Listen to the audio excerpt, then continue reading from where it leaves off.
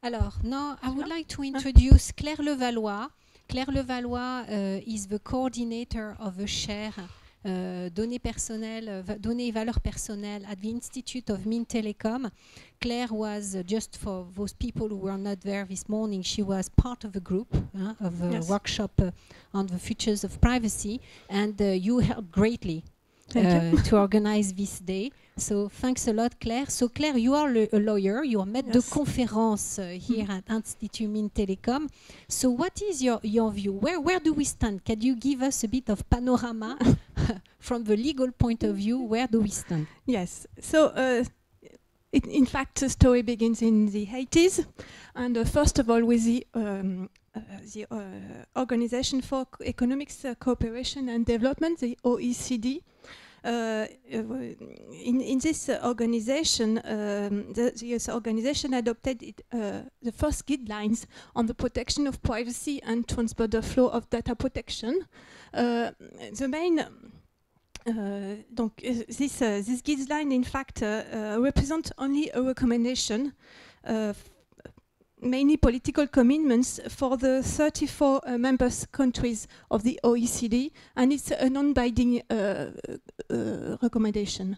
4 months later, the Council of Europe adopted the so-called Convention 108 for the protection of individuals with regard to automatic processing of personal data. And here, this text was ratified by 46 members party, and it is a binding text, a legal binding text. The OCDE and the Council of Europe text embodies the same privacy principle with many similarities. This is very important. For example, the collection principle, that is, there should be limit to the collection of personal data. Or the quality principle, for example, data should be relevant to the purposes for which they are to be used.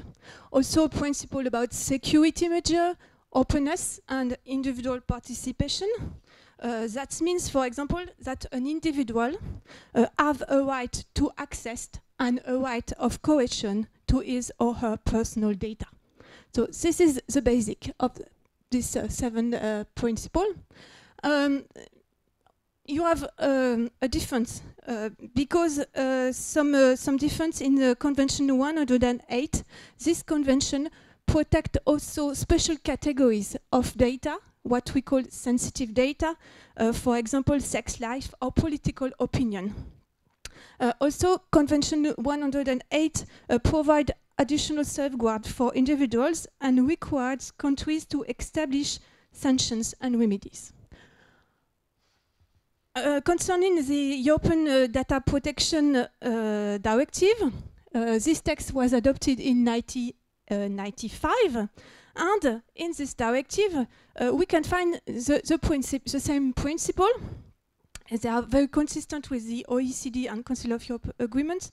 However, the principle in the directive, so at the European Union level, are whatever stronger. For example, the directive required the establishment of data protection authorities. Also, you have a right to have disputes heard by the courts, and it's required, for example, to have opt-out for direct marketing use of personal data.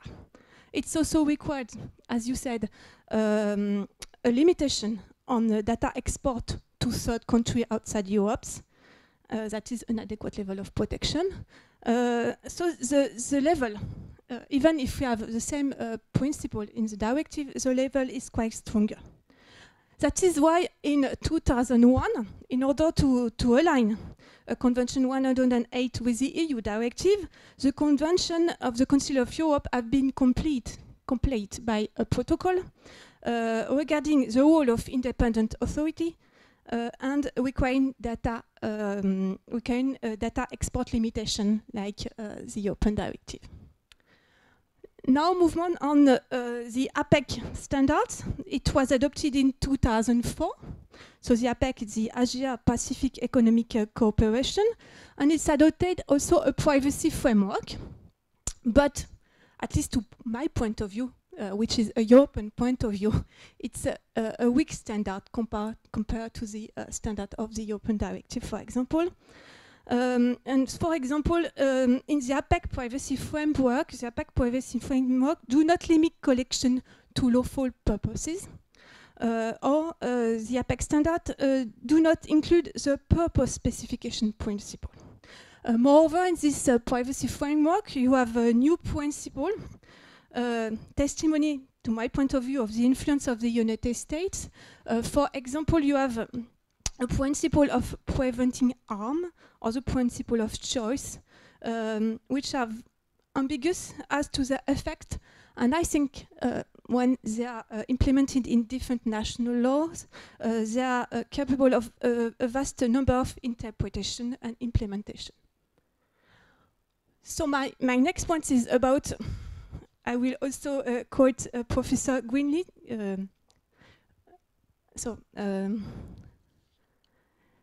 No, before, I wanted to say that even if the APEC framework is a weak standard, the process have simulated a regular discussion about data protection between the government of the region, of the Asia region, and a more systematic cooperation between data protection authority in cross-border enforcement. And this point is very important, I think. I think the CNIL will give us more detail about it.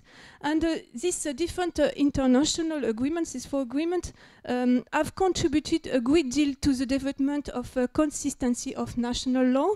So according to Professor Greenleaf, in 2012, there were 81 countries providing comprehensive coverage of both their private and public sector and protecting data protection or privacy. So 81 countries have a law about this subject. And the study of Professor Greenleaf demonstrates that the European standards have influence outside Europe and that this influence increases. However, we can distinguish two different approaches in this international text. First of all, the market-oriented approach. This is the approach of the APEC privacy framework and also the OECD framework. And following this angle, in fact, this angle considered personal data as marketable goods, and their protection, the protection of personal data, has to be balanced with private interest. This is, for example, the US approach. This approach hardly accepts imposing burdens, what we call burdens, on economic activity in the name of data protection. The other approach is the Council of Europe and European Union approach. It's a human rights approach. But in fact, we have two different rights here. The first one is the right to privacy. It's established in a different international text, the International Covenant on Civil and Political Rights, also the Universal Declaration of Human Rights, and so on. And the other right is the right to data protection, and it's a more recent right. It is recognized in the 2000 European Union Charter of Human Rights. And this charter recognizes at this level the fundamental roles of independent data protection authorities. At the national level, more and more constitutions are amended with a separate right to data protection next to the more classical rights of right to privacy. Now, generally speaking, what is the right to privacy from my point of view? The right to privacy protects the opacity of the individuals by prohibitive measure, that is a non-interference. It's associated, as we said, with autonomy, dignity, and trust, and its protection is indispensable to the protection of liberty and democratic institutions. The right to that personal data protection is quite different. It's called for limitation and transparency on the processing of personal data, and at the same time gives the individual subjective rights to control the processing of his or her personal data. now, 3 of the international texts are being revised.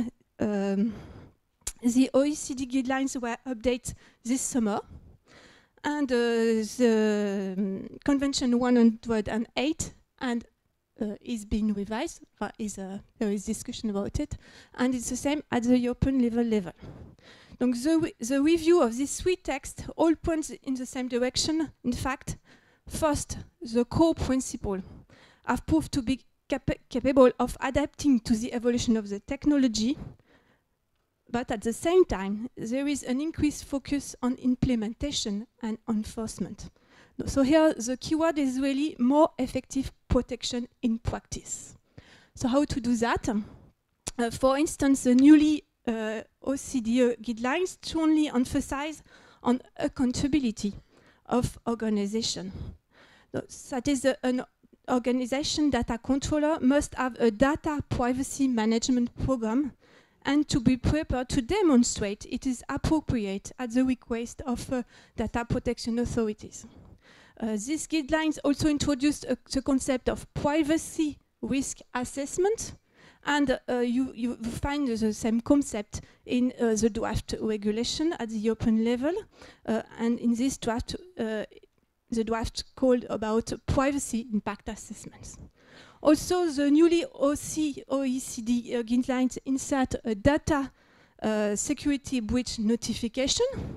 This is a US originated concept, and we also find this concept in the draft directive.